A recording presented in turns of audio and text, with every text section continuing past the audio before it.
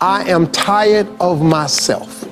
When you say I'm sick and tired of being sick and tired, that's the facilitator of change. That's when you're ready to say these words, no more excuses.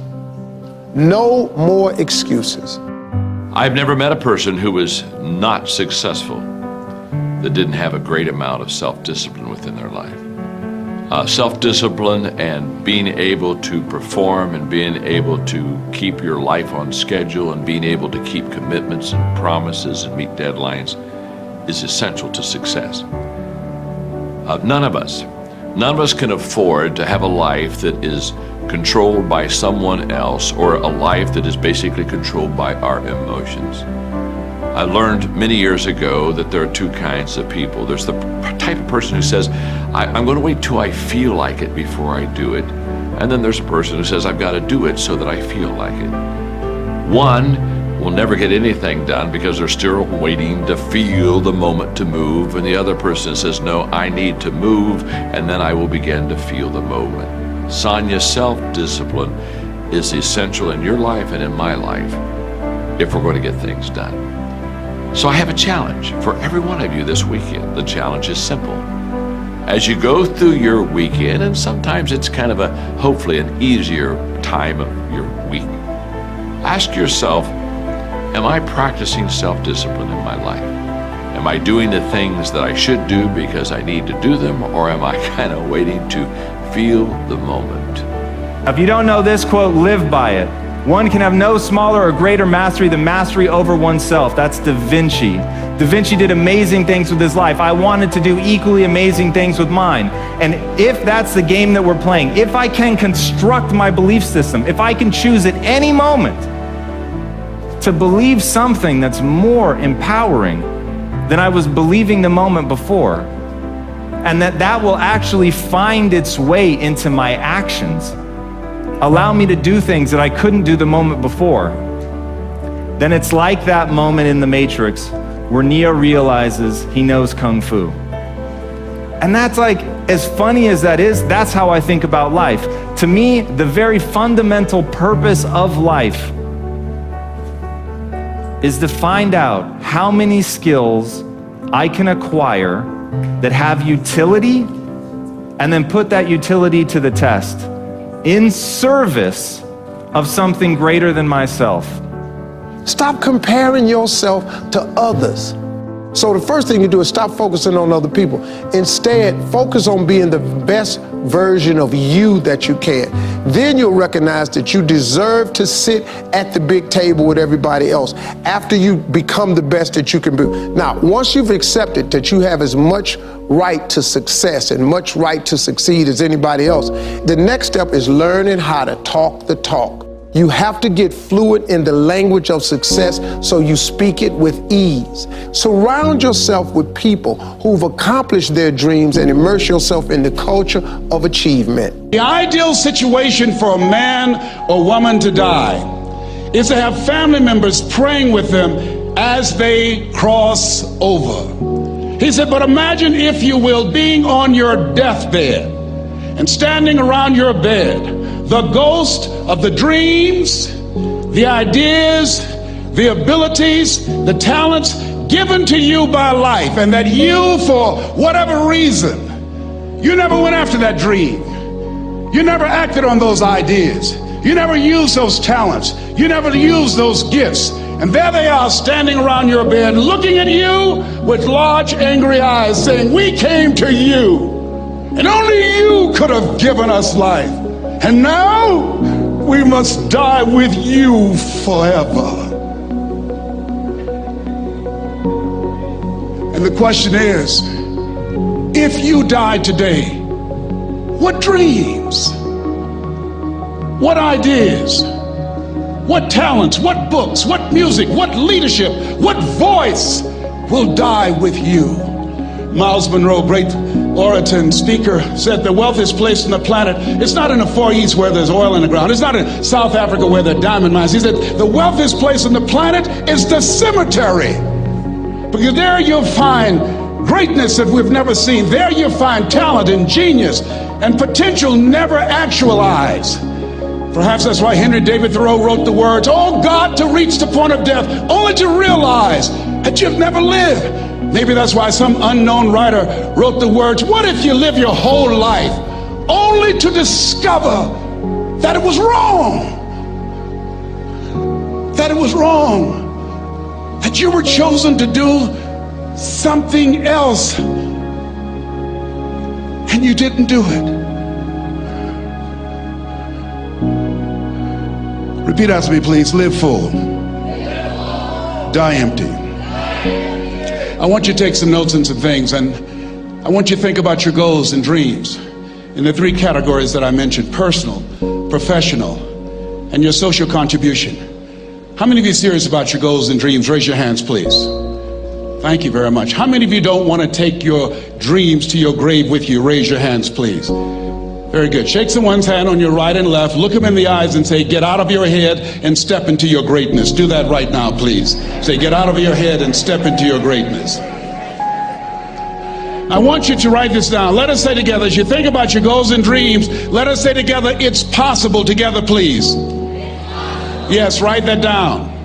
See, ladies and gentlemen, as an entrepreneur, I've been an entrepreneur for 20 years. It's my 21st year. I could have been speaking and training for 34 years. But for 14 years, I was living in my head. For 14 years, I stopped myself. For 14 years, I used to go see Zig Ziglar, that I considered the #1 motivational speaker on the planet. Zig Ziglar and Tony Robbins, they're the best on the planet. Bob Proctor, they're the best on the planet. Jack Canfield, Mark Victor Hansen, T. Harv Eker. I would go and see them, and then I would leave, and my conversation with myself was, my heart would say, "I can do that." And then my mind would ask, how? How would you do that, Les Brown? See, when I was in the 5th grade, I was identified as EMR, labeled educable mentally retarded, put back from the 5th grade to the 4th grade. I failed again when I was in the 8th grade. I have no college training.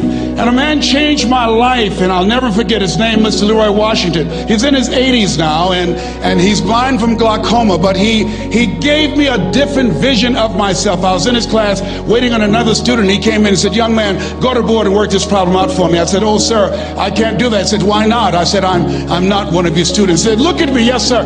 Go to the board and work the problem out anyhow." I said, "Sir, I can't do that." He said, "Why?" I said, "Sir, because I'm educable mentally retarded, sir. I'm in special education." And the students started laughing. They said, "That's Leslie. That's not Wesley. He's DT. Wesley is the smart twin." He said, "What does DT stand for?" I said, I'm the dumb twin, sir." And as the students laughed at me, he came from behind his desk, he looked at me and he said, "Don't you ever say that again. Someone's opinion of you does not have to become your reality."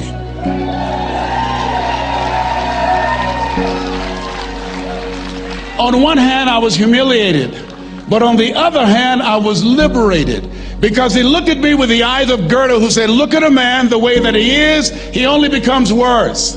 But look at him as if he were what he could be, then he becomes what he should be." And so we developed a relationship.